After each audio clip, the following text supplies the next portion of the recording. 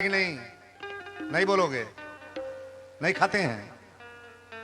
बहुत बड़े बड़े सिद्ध पुरुष ओकरे गोबर में लिट्टी लगा के खाई जाला कि ना। आ गोबर जब जर जाता है तो उस राखी से बर्तन भी मांज दिया जाता है। महाराज हमनी के बड़ी सुंदर सुंदर हम लोग हैं। इस शरीर के राखी से कभी बर्तन मांजा जाएगा? जाएगा मांजा? कोई कीमत है? हाँ कीमत है। किनके शरीर का? जो अपने जीवन में इतना सीख लें, माता पिता का सेवा करना जान जाए। परमात्मा को तो आप देख नहीं पाओगे, चूंकि कलयुग है। बाबा लिखे हैं कि कलयुग केवल नाम अधारा और सुमिरी सुमिरी नर उतरहि। परमात्मा के नाम में ही शक्ति है। नाम जो भगवान नहीं करते हैं उनका नाम करता है। महाराज नाम लेत भव सिंधु सुखाई। जिनका नाम लेने से समुद्र सूख जाता है, जिनका नाम लेने से हम लोग का कल्याण हो जाता है। आज वर्तमान में लोग नाम लेना नहीं चाहते हैं और भगवान का नाम लेने से बहुत कुछ होता है। आइए हम कथा में ले चलें। ज्यादा कुछ न कह करके मानस की चौपाई रामायण को खोलने में चल रहा हूं। रामचरितमानस की जब पोथी आप खोलेंगे, इस पुस्तक को जब खोलेंगे, जो किताब है मेरे सामने, रामायण को किताब नहीं कहा जा सकता है, पुस्तक नहीं कहा जा सकता है, ये ग्रंथ है महाराज। रामचरितमानस की जब पोथी खोलेंगे ना, तो पहला श्लोक तुलसी बाबा ने लिखा है। रामायण का पहला श्लोक, बड़ा नाम और संघा नाम, रसा नाम छंद सांपी, मंगला नाम चौकर तारो, बंदे बाणी विनायक हो।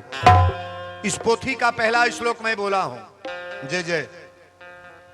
आना है फिर कॉल और टाइम लेकर आइएगा एक आध घंटा। जी जय जय जय जय। बोलो शंकर भगवान की जय। पहला श्लोक में रामायण का कथा का सीरियल बोलने जा रहा हूं, छोड़ छाड़ वाला नहीं। आप लोगों ने कथा तो बहुत सुना है, लेकिन इस कथा को बड़ा गौर से समझने का प्रयास करना। बड़ा नाम और संघा नाम, रसा नाम छंद सांपी, मंगला नाम चौकर तारो, बंदे बाणी विनायक हो। ये सुंदर श्लोक तुलसी बाबा ने रामचरितमानस का पहला श्लोक रखा। और पहली कथा कहां से है? रामायण की कथा चार घाट पर हुई है। एक प्रश्न मेरा है आप लोगों से, थोड़ा कोई व्यक्ति बोलेंगे, रामायण का रचना किसने किया है? कोई बता सकते हैं? वाल्मीकि वाला आंसर गलत है आपका। और कोई बोले?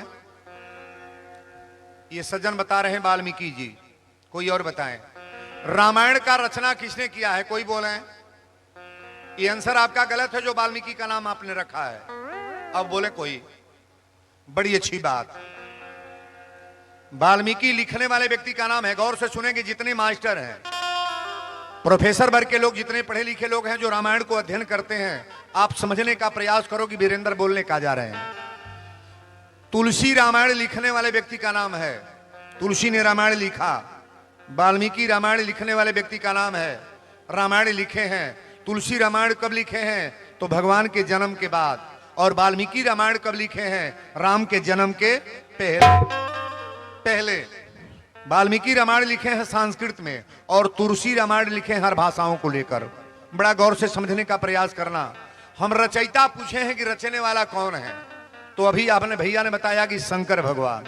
आप मानस का सूत्र पहले पढ़िएगा कि रचि महेश निज, ई रामायण की चौपाई है। रचि महेश निज मानस राखा, अपाय सुसमय शिवासन भाखा। रामचरितमानस की रचना हमारे शंकर भगवान किए हैं। रौरा इलाका में शिव चर्चा होला कि ना? कहीं नहीं होला? होइबे ना करेला? हाँ, कई जरूरी बा। इतना मोट पोथी बा रचे वाले शंकर भगवान हैं, रचयिता शंकर जी हैं। ये लिखने वाले तुलसी और वाल्मीकि हैं। तुलसी जो रामायण लिखे हैं शंकर जी के प्रेरणा से। शंकर जी ने बताया कि ये चौपाई ऐसे है, ये कथा ऐसी है। इस तरह से सारा क्रिया करने वाले हमारे शंकर भगवान हैं और लिखने वाले तुलसी और वाल्मीकि हैं। चार घाट पर कथा हुई है। पहली कथा तुलसी बाबा जब रामायण लिखे हैं तो बनारस में 80 घाट है, आप लोग देख रहे हैं। 80 घाट पर बैठ करके इन्होंने गंगा मैया को कथा सुनाई। तुलसी पहले गंगा मैया को कथा सुनाए और दूसरी कथा श्री याज्ञवल्क्य जी महाराज भरद्वाज जी को सुना रहे हैं और तीसरी कथा शंकर भगवान माता पार्वती को सुना रहे हैं और चौथी कथा श्री कागभूषुंड जी महाराज गरुड़ जी को कथा सुना रहे हैं। ये 4 घाट है और 4 घाट पर पहली कथा में मैं आपको ले चल रहा हूं। वीरेंद्र बाबा पहले दिन बोल रहे हैं तो ऐसा फील ना हो कि बाबा को बुलाया गया मेरे समझ में नहीं आई। समझने का प्रयास करना कि बाबा क्या बोल गए। एक जगह कथा कहने हम गए थे, वही कथा कहे छपरा बा, छपरा अपना बिहार में। एक जन बाबू साहब कहले गुरु जी 9 दिन कथा कहली हाँ, रौरी कथा से हमारी इलाका गर्दा गर्दा मच गल बा। हमने कुछ कहल चाहता नहीं। कहले हाँ बाबा 9 दिन आप कथा कहे हैं, हम जान ही नहीं पौनी कि राम राक्षस रहेगी रावण। हे हमारा लगवा का ना बुझल तो बाबा राम राक्षस रहेगी रावण। हम कहनी ये बाबू ना राम राक्षस रहे ना रावण, राक्षस रहनी हम कि तोहरी ऐसा राक्षस की यहाँ 9 दिन कथा कहली। ते खरदर क्षेत्र के लोग के हमार प्रणाम बा। पहले दिमाग अपना सुंदर बना लो, जो सुनने जा रहे हो समझ में आ जाए कि वीरेंद्र बाबा क्या बोले। पहली कथा यहीं से प्रारंभ हो रही है। प्रयागराज में हर साल कुंभ लगता है 5 साल के बाद। तो प्रयागराज में याज्ञवल्क्य जी स्नान करने गए थे। स्नान करने के बाद कौलबास लिए और कौलबास के बाद श्री भरद्वाज जी महाराज के आश्रम पर गए। भरद्वाज जी ने महाराज सेवा किया, आदर किया, सम्मान किया, प्रसाद चेताए पवाए और फिर तुरंत उनसे पूछने लगे कि महाराज एक प्रश्न मेरा है, थोड़ा उत्तर दीजिए आप। देखिए मैं कथा बोल रहा हूं, रामायण की कथा पहली कथा यहीं से है और पहली चौपाई में बोल रहा हूं। समझने का प्रयास करना कि बाबा क्या बोल गए। याज्ञवल्क्य जी ने कहा कि बोलिए महाराज आपका प्रश्न क्या है। तब भरद्वाज जी महाराज पूछ रहे हैं और याज्ञवल्क्य जी महाराज बताने जा रहे हैं।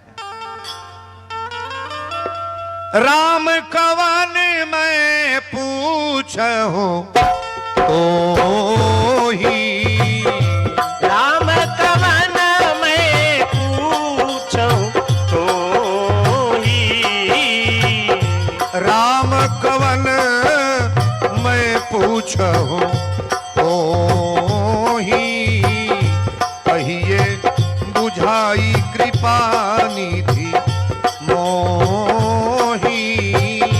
राम सिया राम सिया राम, जय जय राम राम राम, सिया राम जय जय राम।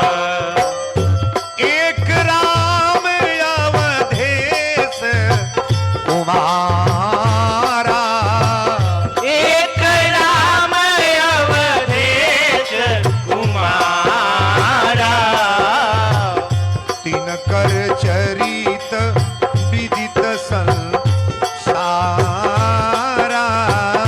राम सिया राम जय जय राम राम राम, सिया राम जय जय राम। बोल दी शंकर भगवान की जय।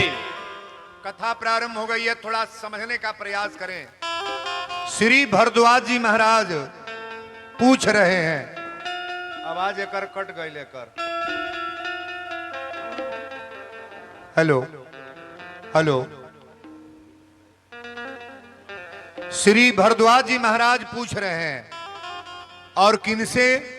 तो याज्ञवल्क्य जी महाराज से पूछ रहे हैं कि राम कवन मैं पूछूं तो ही, कहिए बुझाई कृपा निधि मोही। एक राम अवधेश कुमारा, तिनकर चरित विदित संसारा। राम कौन है बताने का प्रयास करें आप। ये राम कौन है? दशरथ के पुत्र राम है कि घट के राम है कि शंकर जी रातों दिन जो रटते हैं जो नाम, वो राम है? ये राम कौन है बताने का प्रयास करें आप। भरद्वाज जी की बात सुन करके याज्ञवल्क्य जी महाराज एक शब्द बोले नहीं। आप हमसे पूछेंगी आपका नाम क्या है, और मैं कह रहा हूं मैं आ रहा हूं गोरखपुर से, तो या इसका उत्तर हुआ कि गलत हो गया बात? शब्द का उत्तर गलत है ना। आप तो मेरा नाम पूछ रहे हैं, मुझे नाम बताना चाहिए, और मैं कह रहा हूं गोरखपुर से आ रहे हैं, तो ये पूछ लें कि राम कौन, मैं पूछूं तो ही। पहले एक बात बताइएगा, राम को अक्षर में लिखा गया है? राम 2 अक्षर में। सीता को अक्षर में नाम है? 2 अक्षर। सांस जो चल रहा है को अक्षर में है? 2 अक्षर। माता जी का नाम को अक्षर में है? 2 अक्षर। सृष्टि का निर्माण जब ब्रह्मा जी किए हैं ना, तो शरीर का जितना पुर्जा है ये 2 ही अक्षर में बना दिए। आप अपने शरीर का पुर्जा देखिए, बाल, बाल को अक्षर में हो रहा है? बाल, कान, आंख, गाल, नाक, ओठ, दांत, मुंह, जीभ, दाढ़ी, गला, छाती, पीठ, पेट, पैर, हाथ को अक्षर में हो रहा है? को अक्षर है जी? 2 अक्षर। अंदर का पुर्जा देख लो, हाड़, चाम, नौस, खून, मांस, 2 अक्षर। और जौनी खानदान से पैदा होखल जाता इहो 2 ही अक्षर। नाना नानी, मामा मामी, अम्मा पापा, चाचा चाची, मौसी मौसा, भैया भाभी, दीदी जीजा, फुआ फूफा, ये सारा कल पुर्जा को अक्षर में है। 2 अक्षर पर कथा हो रही है। शिव को अक्षर में लिखा गया है, शिव 2 अक्षर। बड़ा प्रेम से कथा को श्रवण करेंगे आप। पूछ लें कि राम कवन मैं पूछूं तो ही, आ कहिए बुझाई कृपा निधि मोही। एक राम योधेश कुमारा, 3 कर चरित विदित सल। एक बार राम का नाम इन्होंने लेबे नहीं किया। पहले रामायण में राम कथा हुई है कि शिव कथा?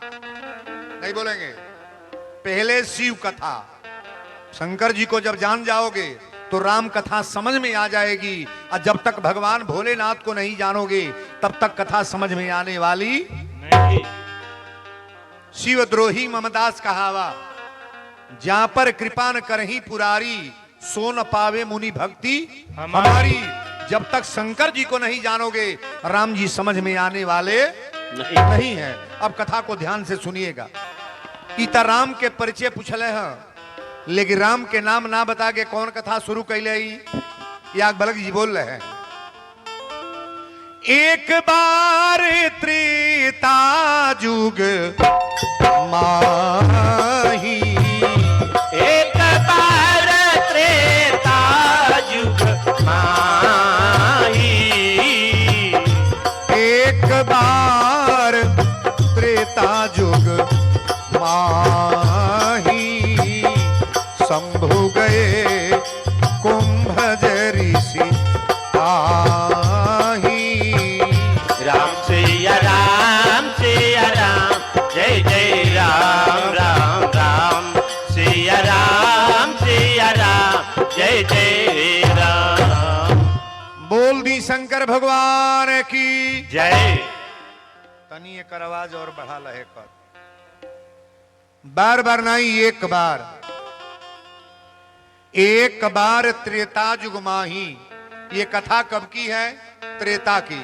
और आज भी कथा हो रही है तो कथा नया महसूस हो रहा है। एक बार त्रेता जुग माही, शंभु गए कुंभज ऋषि आही। भगवान शंकर जी अपनी अर्धांगिनी को कथा सुना लेकर जा रहे हैं। शंकर जी की औरत के नाम क्या नाम हो? अरे भाई कोई बोलेगा? पार्वती। कथवा सुने पार्वती जाताड़ी। कथा सुने के गई पार्वती, तो कहे पार्वती रटत? श्री गणेशाय कथा के न होता। पार्वती तब दूसरा जन्म नहीं है। प्रथम जन्म दक्ष गृह जाई, नाम सती सुंदर तनु पाई। क्या नाम है? सती नाम है शंकर जी की। ये माता जी का दरबार है और मैया के दरबार में आप लोग कथा श्रवण कर रहे हैं। माते जी की कथा वीरेंद्र बाबा बोल रहे हैं। एक बार त्रेता जुग माही, शंभु गए कुंभज ऋषि आही। भगवान शंकर जी सती से कहले कि चला कथा सुने। कहली कथा कहां होता? कहले पर्वत पर कथा होता। जेकरी जीवन में कथा उतर गई, ओकर घर सुधर गई, जीवन सुधर गई, परिवार सुधर गई। और जेकरा जीवन में कथा ना उतरल, ओकरा परिवार में वो कबो कष्ट हटी ना। पहले मान लो कि भगवान की कथा जरूरी है, पहले मान लो। अच्छा बताई, पटीदार ऋषिया जा तो कुछ बिगड़े के बा जी? पटीदार ऋषिया जा तो कुछ बिगड़ी, टोला महला के लोग ऋषिया जा तो कुछ बिगड़ी, प्रधान ऋषिया जा तो कुछ बिगड़ी, गांव जवार नाराज हो कुछ बिगड़ी, केहू नाराज हो जाए तो कुछ बिगड़ी। अब भगवान नाराज हो जाए तो वो नहीं बिगड़ी। लगाव कैसे कल जरूरी बा, भगवान से कि समाज से?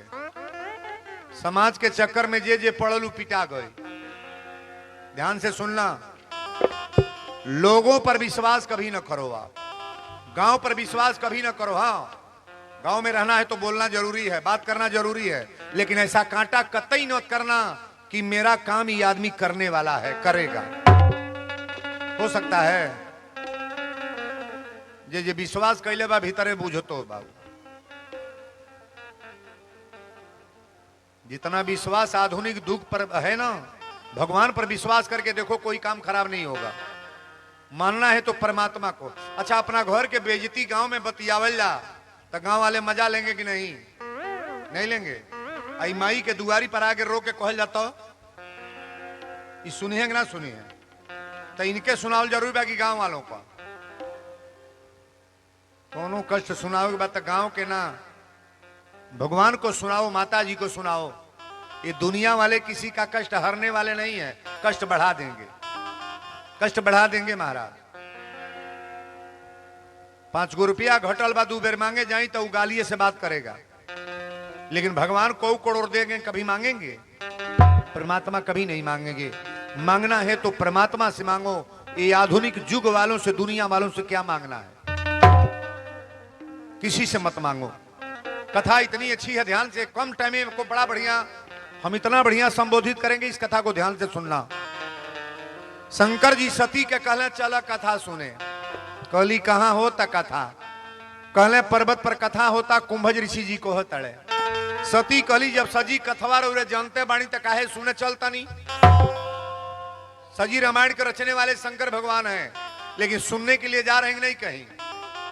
गांव में बहुत लोग कहते हैं भाई जो वीरेंद्र बाबा बोलेंगे सो तो मैं जान ही रहा हूं। तो सजी जनते बड़ा तो वो तो तारा घर में पोतात जाता। बेटा कमांडे नहीं बा, औरत कमांडे नहीं बा, भाई कमांडे नहीं बा, केहू से बोल चाल है, केहू से केहू को पटरी बा। कहो खरदर नौका टोला में पूछा केहू से बा पटरी? गांव तो छोड़ दो, अपने मर्दे मेहरारू में पटरी नहीं बा, बेटा से पटरी नहीं बा, भाई से पटरी नहीं बा, केहू से बा केहू को मतलब? किसी का बात कोई सुनना चाहता है, हम 3 घंटा बैठा के अपनी बात सबको सुनाते हैं। सुनता है कि नहीं? लोग नहीं सुनते हैं। 20-20 हजार 40 हजार लोग बैठ करके कथा सुन रहे हैं। मेरे अंदर कोई दम नहीं है तो सुनेगा क्यों? सुनने का प्रयास करो, हम विचार बदल देंगे। एक बात और ही बा, वीरेंद्र बाबा गांजा पिए तो के कहे दारू छोड़, तो हुकाए वाला बात बा कि ना बा? पहले वीरेंद्र अपन गांजा छोड़े। समझ में आवता बात? पहले वीरेंद्र को अपनी बुराई छोड़ना होगा। वीरेंद्र सही रहेंगे ना तो समाज तो सुधर जाएगा महाराज। हमरा अपने में ही गड़बड़ी रहे तो समाज सुधरने वाला है? पहले अपने को सुधरना जरूरी है। घर को बिगाड़ने में पहले हाथ माता पिता का होता है। मैं गारंटी के साथ कहूंगा, माता पिता अगर लायक हैं तो औलाद लायक होगा, लायक होगा।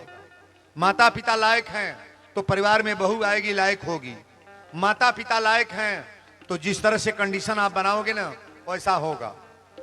आज वर्तमान में अच्छा बताई, 1 महीना दूध पियल जाई तो देही में जांगर बताई, 1 बोतल दारू पी ली तो पावर कोने में 20 बा के बोली तो लो बतावा। दूधे में कि दारू में? दरुइया 3 घंटा नचाई संझिया के पी के बोए बाएं करी है। दूधवा रात भर नचाई, दिनवा भर नचाई, गनगनौले रहे। किसी लड़के को डॉक्टर मास्टर इंजीनियर बनाना है ना तो बड़ी पापड़ बेलोगे तब इंगेज होगा, और चोर बदमाश बनाना है तो सिक्सर थमा दा कोई दू जन ठोक दे बिने बमचक मजाई फला लड़का बदमाश होगा। 4 नदिया दो ही लड़ा तकिया है ना हे ही पड़े बेचत है ही पड़े चलिए अब सारा पूरा कसिया बेच लो, यही पड़े पीपरा पड़े सब बेचत हो जाओ चलिए अब भगवान लिखले हुए तबे बिकाई। कोनो कोई दहिया में पानी बा, कोनो कोई फाटल बा, कोनो कोई सरिये नहीं के दो ही नहीं है बिकाई। अब 5000 बोतल दारू लेके ही ऊखी में चाहे धाने में बैठा था एक की बाणक ना है जो नौका टोला पर के पियते नहीं हो साफ पूरा गांव साधु है ना कथवे भरी होता बड़ी बवाली लोग बा सुधर लोगों नब्बो से हम कथावाचक नहीं है। मेरा नाम पहले तलाशोगे तो पहले संस्कार, संस्कार पर बोलने वाला उत्तर प्रदेश बिहार में अगर नाम आता है तो वीरेंद्र का नाम। रामायण की कथा कितनी हो बढ़िया बोल दिया जाए और संस्कार पर कुछ न रखा जाए तो समाज सुधरने वाला नहीं है। पहले समाज को सुधारना जरूरी है। बोलो सच्चे दरबार की जय। शंकर जी कहीं चला कथा सुने, पार्वती मैया है, पार्वती मैया के नाम रुआ ले लिए तो दूसरे जन्म में आयल बड़ी, लेकिन कथा सुनावे राजा दक्ष के बेटी सती के लेके भगवान शंकर जी गईले, लेके गईली तक कुंभज ऋषि जी के आगे में बैठली कथा सुने। शंकर जी कुर्सी पर बैठल कि भूइया कुर्सी पर ना कुर्सी लगल है जमीन पर। आपको चेता दे तो जो कुर्सी पर लोग बैठे हैं बैठिए बढ़िया है, लेकिन कथा कभी भी श्रवण करो तो जमीन पर बैठ करके। आप एक भजन करने जा रहे हो, पूजा करने जा रहे हो, इसकी पद्धति पहले जान लो कि रामायण की कथा बोलने वाला व्यक्ति बोल कैसे रहा है और आपको क्या दर्शा रहा है। बोलो सच्चे दरबार की जय। शंकर जी कहले कि बैठा, सती के लेके शंकर जी बैठली अगवे और तुलसी बाबा तुरंत लिखल है संघ सती जग जननी भवानी, संघ सती जग जननी भवानी। एक निवेदन करेंगे, कथा चल रहा है बीच में रुपया नहीं ले आओगे आप, ये नोट लेकर के कोई नहीं आएगा। मैं कवा बंद करके बैठते हो का कौन बुराई बीमारी उसको मत चलाओ, छोड़ दो। ये रुपया बीच में देंगे तो कथा रजिस्टर हो जाएगी। अब नाम बोलेंगे 5 मिनट इसमें जाएगा। कथा लाइव चल रही है, जो बाहर देखेंगे लोग, उत्तर प्रदेश बिहार में देश विदेश में जा रहा है कथा, तो जो देखेगा कहे बाबा एकदम से रुपया बोल रहे थे। निवेदन करेंगे कोई बीच में पैसा नहीं देगा, हम एक बार मांगेंगे, जिनको देना होगा दे दीजिएगा, बार बार पैसा बीच में न लाओ आप। ये मुन्ना की तरफ से 100 रुपया।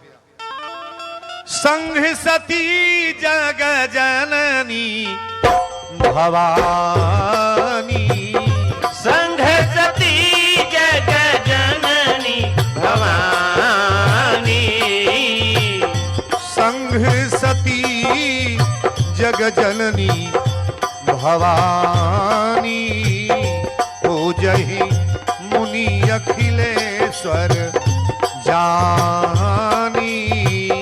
राम सिया राम सिया राम, जय जय राम राम राम, सिया राम जय जय राम।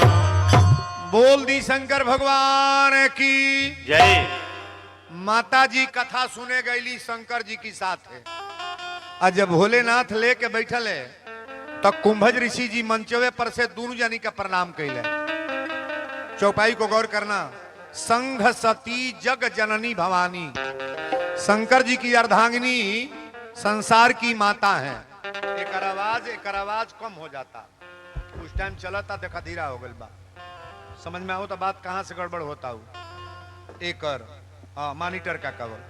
बोलो सच्चे दरबार की जय। कितना हूं सटाएंगे तो दिख रहे हैं, समझ रहे हैं ना, ज्यादा हुआ तो खुदे नहीं बर्दाश्त होगा। जब बैठल वाला दोनों जानी आई हाथ जोड़ के जब प्रणाम कैले तो सती कथा सुनल बन। शंकर जी की औरत के नाम संसार की माता है, शंकर की औरत के नाम सती, शंकर की औरत के नाम पार्वती, शंकर की औरत का नाम गिरिजा, शंकर की औरत के नाम गौरी, शंकर की औरत के नाम अंबिका, शंकर की औरत के नाम दुर्गा। ई जो नवरात्र में दुर्गा जी धल जतड़ी केकर मेहरारू है, हमरे बौरहू के भोलेनाथ के। बड़ा प्रेम से समझने का प्रयास करना। बोलो दुर्गा महारानी की जय। दोनों जनी के हथवा जोड़ के एक बेर प्रणाम कैले, आ जे प्रणाम कैले तो सती कथा सुनल बन। कहली ई कौन प्रवचन करी है जब हमारी मर्दे के यह गोड़ लागत आड़े। मान ली हम 2 दिन बोलब तब न लोग बुझी वीरेंद्र बाबा हमरे लायक बोल तड़े कि ना। हा? बात जब समझ में आ जाए तो बढ़िया बा, आ ना समझ में आई तो हम फेल बानी। आज ले तभी धरती पर कहीं फेल ना भइली, कहीं ना। अब भगवान की कथा कभी फेल होगी महाराज? हमारे तबला और बाजा की वजह से लोग मुझे नहीं जानते हैं, ये हारमोनियम बजाने की वजह से नहीं, मेरे रूप की वजह से नहीं। भगवान की राम कथा हम बोलते हैं, राम कथा की वजह से मुझे लोग जानते हैं कि वीरेंद्र बाबा राम कथा कहते हैं। पूरी प्रदेश स्तर के लोग ये जान रहे हैं, यही कारण है। बोलो सच्चे दरबार की जय। ज्यों प्रणाम कैले सती कथा सुनल बन। कथा में आके जे कथा नहीं सुनेला वो बर्बाद है बाबूजी। अब बताइए इतनी पर सती के बर्बादी बा आ कि नीमन लिखल बा?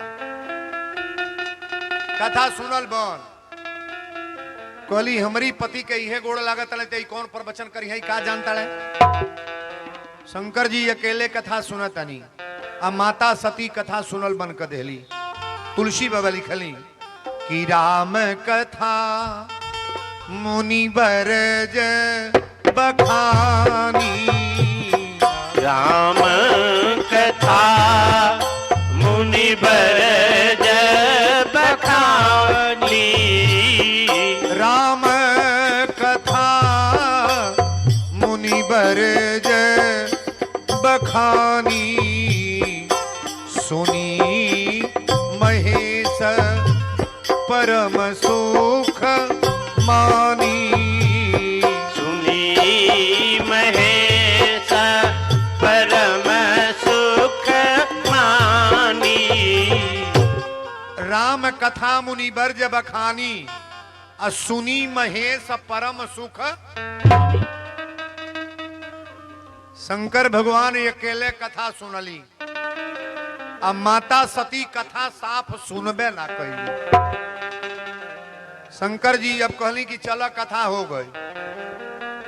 सती कहली हो गई, शंकर जी कहली हो नहीं गल, पूरा हो गई। इतना बड़ा कार्यक्रम लगावल गई बा, अपनिए जवार के लोग कथा आके न सुने ते कथा का कोई मतलब है?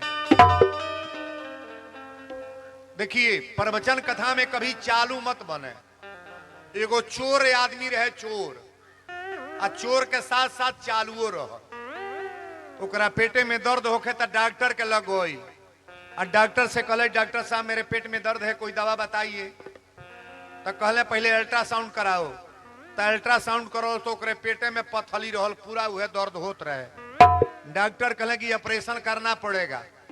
कहले ठीक बा, ऑपरेशन के डेट पड़ गई। ऑपरेशन करावे आइल, डॉक्टर साहब ऑपरेशन कैले, ऑपरेशन के फीस ले ले और टाका लगा के भेज दिले। कहले कि 10 दिन के बाद आके टाका कटवा ली। तो जाए के बेरिया डॉक्टर के मोबाइल में चोरा ले गए। सुना था बतिया का ले गई के कर? डॉक्टर साहब के मोबाइल झीटी के ले गए। डॉक्टर कहले अपना उनके विभाग में जितने लोग थे सबसे पूछे कि मेरा मोबाइल कौन लिया, कौन? तो लोगों ने कहा कि महाराज मोबाइल तो मैं नहीं जानता। कहले वो ऑपरेशन जिसका किया वो चोरे आदमी है, मेरे ख्याल से चालू भी था चोर भी था। अच्छा तो टाका कटवाने तो अबे करेगा। हाँ तो 10वां दिन टाका कटवावे आई। कहले डॉक्टर साहब डेट हो गया है मेरा, टाका काट दीजिए। डॉक्टर कहले कि टाका तो काटबे करेंगे, वो काम गड़बड़ हो गया है। चोर ने कहा क्या? तो डॉक्टर ने कहा जब तुम्हारा ऑपरेशन जब मैंने किया ना तो मोबाइल तुम्हारे पेट के अंदर ही मेरा हो गया, ऊपर से टाका लगा दिया हूं, मोबाइल तुम्हारे पेट में बंद है, फिर पेट को फाड़ेंगे। कहलो सारा बुद्धि फेल हो गई। फिर पेट चिड़वाएगा वो, फरवाएगा। कल साहब मोबाइल चुरा के ले गए नहीं है का बा। चोरी कितना दिन करोगे जी? बुरा काम करने वाला कितना दिन जमेगा? अच्छा काम करो ना, ये धरती जब तक रहेगी नाम रहेगा। गांधी जी आज ही के थे, कितनी पुरानी बात है। पंडित जवाहरलाल नेहरू आज के थे, इंदिरा गांधी आज की थी। सबका नाम अमर है, अच्छा काम करने वाले का नाम तो कभी भी अमर रहेगा महाराज। बोलो सच्चे दरबार की जय। कभी चोर चालू बनने का प्रयास मत करो, और कथा में आने का मतलब प्रेम से भगवान की कथा को श्रवण करो। आप कथा ये जगह पर आइल बा। शंकर जी कहली चला, अब कथा हो गई, सती कली हो गई। और जब लेके चले लगले तो अगस्त मुनि से निवेदन कैले, विदाई मंगले। तुलसी बाबा लिखले, मुनि सन विदा मांगी त्रिपुरारी। मुनि सन विदा मांगी त्रिपुरारी। मुनि सन विदा मांगी त्रिपुरारी। चले भवन ले दक्ष कुमारी। राम सिया राम, सिया राम, जय जय राम राम राम। सिया राम, सिया राम, जय जय राम। बोल दी शंकर भगवान की जय। मुनि सन विदा मांगी त्रिपुरारी। चले संघ ले दक्ष। हमारी शंकर भगवान सती के लेके चलली। अच्छा बताइए, शंकर जी के कष्ट भइल कि ना है बात के? पंडाल में रो रहा है, अबो करी या कथा न सुनी तो ये दोष हमको लगेगा कि आपको?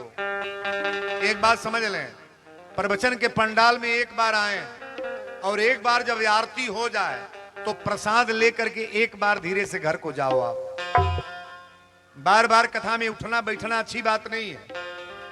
आना है तो एक बार आओ और जाना है तो एक बार जाओ। शंकर जी लेके चलनी, वही टाइम में भोलेनाथ सोचतनी कि अखंड नायक परमात्मा राम जी का अवतार हो चुका है। हमारे शंकर भगवान के इष्टदेव राम जी हैं और राम जी के इष्टदेव शंकर भगवान। आकाश मार्ग से जब शंकर जी चलली तो वही टाइम में सीता के रावण चुरा के लेके गए है। जो टाइम कथा सुनावे ले गई है, वही टाइम में सीता के रावण चुरा के लेके गए है। और शंकर भगवान जब वो सामने इले तो राम जी पेड़ पौधा से पूछा तनी, जन जन के लोग से पूछा तनी। शंकर भगवान ऊपरे से प्रणाम कैले। के प्रणाम कैली? राम जी के दंडवत प्रणाम जब कैले तो सती कहली, अब कौन देवता एजू पर आ गई? ओजू तो कथा सुने गए, अब एजू के आ गई? शंकर जी कहली, जेकर कथा सुन के अवतड़ू उहे कहाई। सती कहली, 12 बरस का लड़का रोवत आई, भगवान हो? शंकर जी कहले, भगवान हवा ब्रह्म है, ये सच्चिदानंद परमात्मा है, इनको प्रणाम करो। सती कली ब्रह्म है? शंकर भगवान ने कहा हाँ ब्रह्म है, प्रणाम करो। सती कली ब्रह्म हमें तो इनका मालूम नहीं बहन के मेहरारू कहाँ गई। ब्रह्म हमें तो इनका पता नहीं बहन के अर्धांगिनी कहाँ गई। शंकर जी कहले, आखिर तू चाहत का बड़ू? कहली, चाहत नहीं है कि हमरा ई विश्वास ना बा, हम इनका परीक्षा ले। शंकर जी कहले, जा जब अब यह बात बा। तुरंत शंकर भगवान कहले, जा होई हन वही जो राम रची रखा। ये चौपाई वही का है मैं जहां बोल रहा हूं। आपन मेहरारू अगर बात न माने ना तो एक बेर सिखाई, दो बेर तीसरा बेरी कह दे, जा होई हन वही जो राम रची रखा। उनका बर्बाद होके के बा। अपना लड़का बात अगर न माने तो एक बार समझाओ, 2 बार समझाओ, तीसरे बार कह दो कि जा होई हन वही जो राम रची। माननी चाहिए महाराज बात। शंकर जी बार बार मना कैले लेकिन मनली ना। रौरे भर कथा नहीं बका जानी एजू बहुत लोग बात तरह तरह के। अब माने के चाहिए अपनी पति के बात। जो महिला न माने वो औरत कहाँ? यहां जितने मर्द हैं एक बात बताइएगा, किसी मर्द के सामने देव शब्द लगाया गया है। वीरेंद्र देव, राघवेंद्र देव, सुदामा देव, सुशील देव, नगीना देव, प्रभंस देव, कहीं देव है? किस सामने देव है? आए लोग है मंजू देवी, गुड़िया देवी, डिम्पल देवी, कुसुम देवी, अनारी देवी, सुदामी देवी, जिलेबा देवी। अरे बाप हो बाप, सब जिले देवी है, देवी है, ये देवियां हैं। आप लोग घर की लक्ष्मी हैं। गौर से सुनना, एक निवेदन और पुरुष लोगों से करें, जेकरी घर में महिला मार मार खातिया, औरत रोवतिया, आंसू गिरता, स्टैंप ले आइए, मैं आज ही लिख दे रहा हूं, उस घर का कभी बरकत नहीं होगा। लक्ष्मी को मारना नहीं चाहिए। ये घर की लक्ष्मियां हैं, ये घर की लक्ष्मी हैं। महिला को कभी मारना नहीं चाहिए, महिला को अपनी अपनी मुंह से गाली नहीं देना चाहिए। वो घर बर्बाद होगा कि आबाद होगा? जिस घर में महिला रातों दिन रोए। अपने जीवन में, अपने भविष्य में कभी गाली मत दो। और मारने का तरीका दूर है महाराज, कटुक बाणी, कटुक शब्द बोलने का भी प्रयास न करो आप महिलाओं को। और आपसे भी निवेदन करेंगे, अपने हस्बैंड से, चाहे अपनी सास से, चाहे अपने ससुर से, जो भी बोलना है थोड़ा तरीका से बोलने का प्रयास करो। बड़ी सुंदर बात है, गौर से कथा को सुनना। इतनी पर तक घर घर में हई बीमारी धैले बा, घर घर में ही बीमारी धैले बा। घर चाहे जवना रास्ता चले, वीरेंद्र बाबा एक लाइन बोल रहे हैं, आरी घर घर में धैले बा, घर घर में धैले बा, बंटवारा के बीमारी, आ घरे संगे बाटल जाले। बाबू हो, अरे घरे संगे बाटल जाले बाप महतारी, घर संग बाटल जाले बाप महतारी, घर संग बाटल जाले बाप महतारी, घर संग बाटल जाले। घर घर में धैले बा,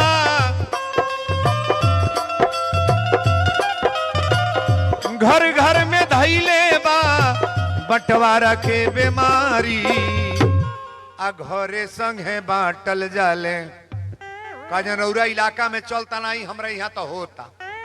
घर बटाता, खेत बटाता, रुपया बटा गल, सब बटा गल। पहला प्रश्न उठता था कि माई के करे में रही या बाबूजी के करे में। ये होता कि नहीं होता? बड़की पतोही से पूछाता, बड़े ए बुढ़ऊ के तू अपने मिलेबू? बड़की पतोही कहती दादा बुढ़वा समझा पटेला ना। मझली पतोही कहती बुढ़ऊ हमारे में आवे, लेकिन बूढ़ा के एक दिन अपने में नहीं रहे थे, बुढ़िया अलगे गई। छोटकी पतोही कहती बूढ़ा हमारे में आवे, बुढ़ऊ बाड़े मझिलो में, आ बूढ़ा बाड़ी हमारे में। प्रधान जी पहले लिखा पढ़ी कह दे, जबले जी है बूढ़ा कब बूढ़ऊ से बोली है नो। घर बटाता हो कि मुआवल जाता। अब तब बापो बेटा में बंटवारा होता महाराज। एक बात सुन लो, जो औलाद अपने पिता के साथ ऐसा कर रहा है, माता के साथ ऐसा कर रहा है, आज वर्तमान में समझ लीजिए वीरेंद्र बोल रहे हैं, तुम्हारे जीवन में कभी बरकत नहीं होगी। माई के दाह कबो केहू पूरा दी, माई के जो माई कैले बा।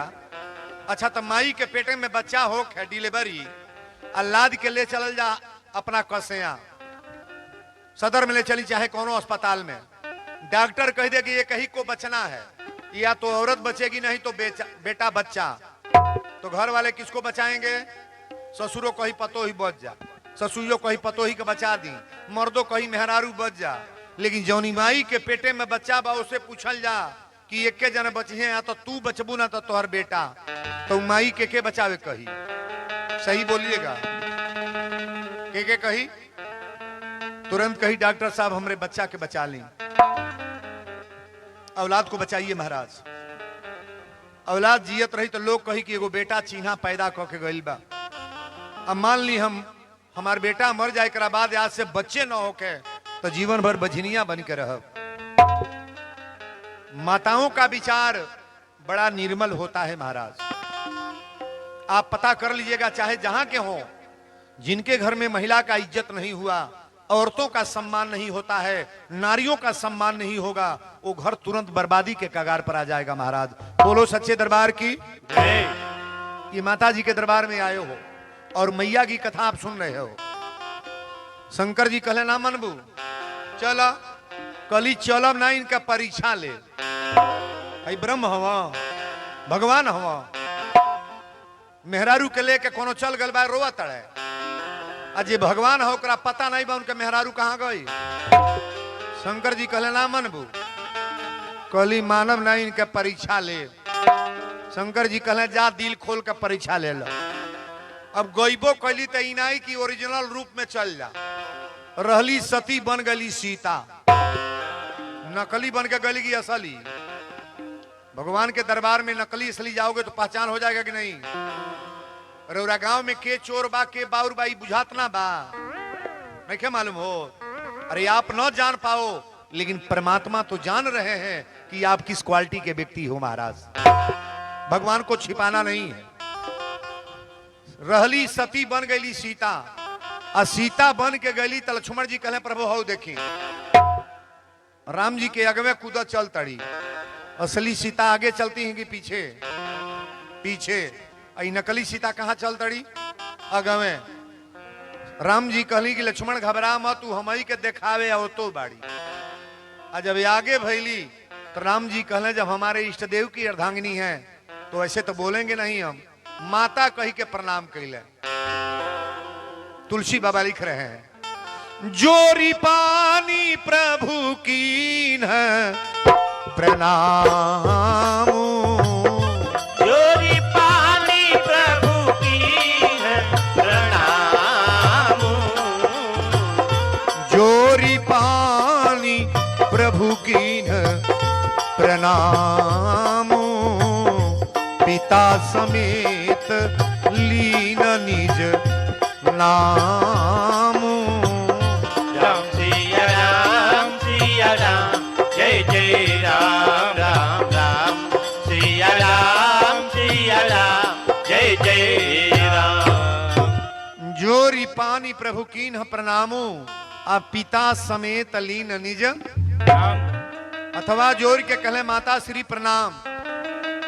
भोले भंडारी कहां बनी है? जंगल में रुआ अकेल। सती कहली दादा इता सजी परिचय जान गई। अब लगली भागे जौना और भागे रामे राम दिखाई दे। हकासल पियासल भागल पराई लैली बौरहू के लग। शंकर जी पूछली का भइल? कहली का भइल? रौरहू गोड़ लगली हम गोड़ ला के आवतन। सही बोली कि झूठ? को गलती हो गई? कथा सुनने गई, कथा नहीं सुनी। रास्ता में शंकर जी मना किए, बात नहीं मानी, और आने के बाद तुरंत झूठ बोल दी। अबे जो नीमन लिखल बा कि बाउर, शंकर जी एक के चौपाई में सेवा समाप्त, पूरा लाइफ खराब। यह तनु भेंट सती अब नाही, यह तनु भेंट सती अब नाही, यह तनु भेंट सती अब नाही, शिव संकल्प कीन मन माही। राम सिया राम जय जय राम राम राम, सिया राम जय जय राम। बोल दी शंकर भगवान की जय। यह तनु भेंट सती अब नाही, शिव संकल्प कीन मन। शंकर जी खोलहर नहीं कहले तक के छोड़ा तनी, अब तक के लेना जाए। चौपाई को गौर करिएगा, मन ही मन, शिव संकल्प कीन मन माही।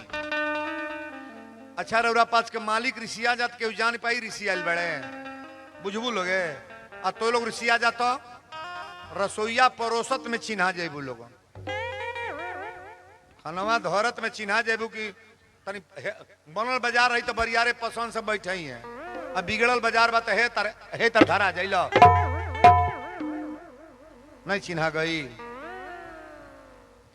एक बेर मर्दे मेहरारू में रिसा खिसी भइल रहे, तो मौगी मर्दा से नहीं बोले, मर्दा बोल चलना रहे, जाड़ा के महीना, जनवरी के महीना रहे, तो चैली बार के मौगी है तर तापती रहे, तो बोले मर्दो खाना को के नहीं करल खा के, तो बोल चाल 2 महीना से नहीं रहे, तो ऊ बैठ के है तर तापत रहे, तो उहो आयल तो उन्हें उन्हें नहीं मुंह करत, उहो है तर तापत है ने मुंह को जब बोल चाल नहीं खेत का ताक तो कहू लोग दोनों उल्टे ताकत अड़े सो, उहो तापत आ इहो तापत या, तो ले एगो चुनी छटक के कर धोती सुन गए लागो, मालिक साहब के धोती जरे लागो, भाई बड़ा चालू जाती है जौन आगे बैठल बा, यही तरह तिरछे तकलस आ देखलस धोती जरता तो कलस कैसे कहीं रो जरता, मौगी कलस चला ऊपरे के मने बोल दा, बोलब तो नहीं है इनसे नहीं बोलब, अब खड़ा होके हो जू गई, अब वही जैसा कहती है केहू के धोती जरे हमरा का लेवे देवे गो बा,